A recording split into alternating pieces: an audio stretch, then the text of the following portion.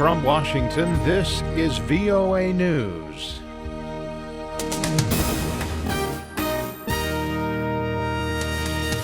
I'm David Byrd reporting. Authorities say they are exploring every lead associated with Thursday's deadly shootings at military facilities in Chattanooga, Tennessee.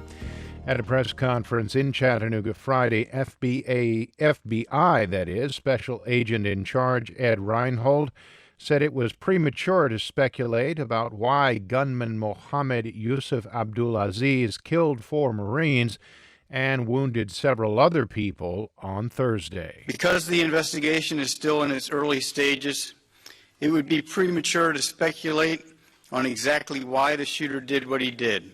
However, we are conducting a thorough investigation to determine whether this person acted alone.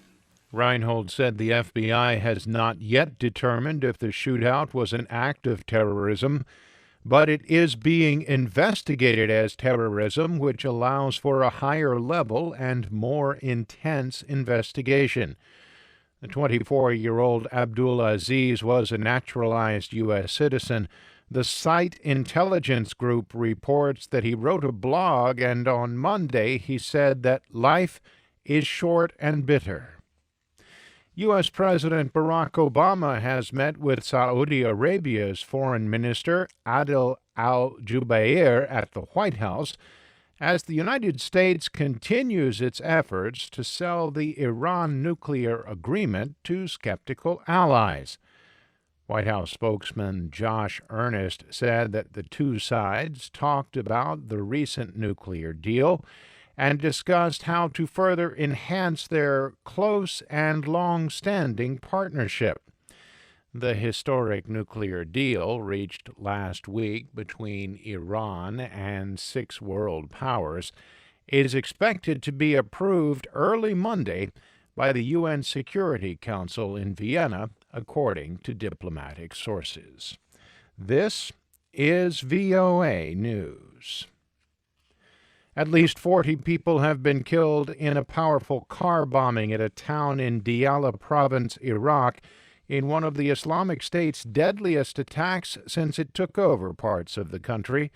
Police and medical authorities say the bombing in the town of Khan Beni Saad was so powerful it knocked down several buildings.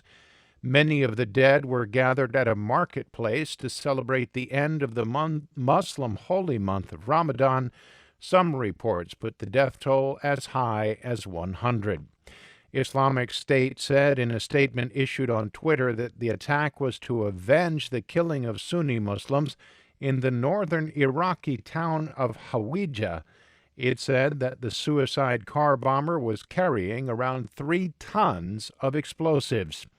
Iraqi officials declared victory over Islamic State in Diyala earlier this year after security forces and Shiite paramilitaries drove them out of towns and villages there.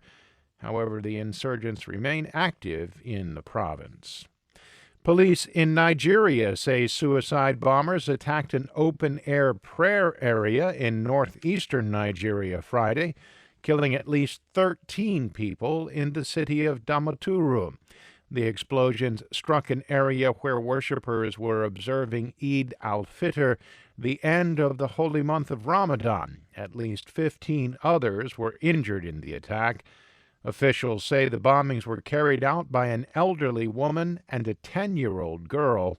An earlier bombing in the town of Gombe Thursday killed at least 50 people. Ukrainians on Friday marked the first anniversary of the downing of Malaysian Airlines flight MH17 by a missile over the rebel-held eastern part of the country. People brought flowers, toys, and paper airplanes with messages to the Dutch embassy, where the Dutch flag was flying at half-staff.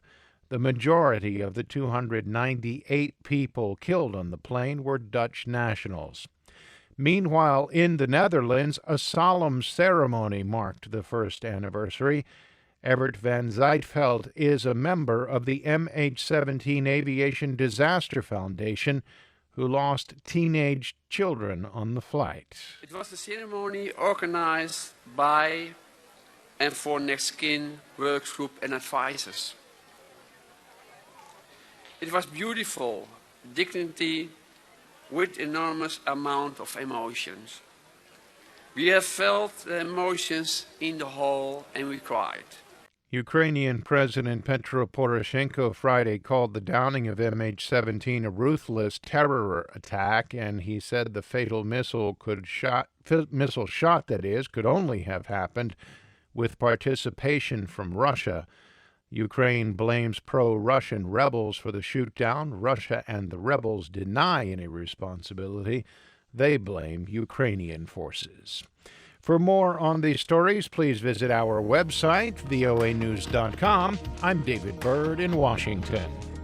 That's the latest world news from VOA.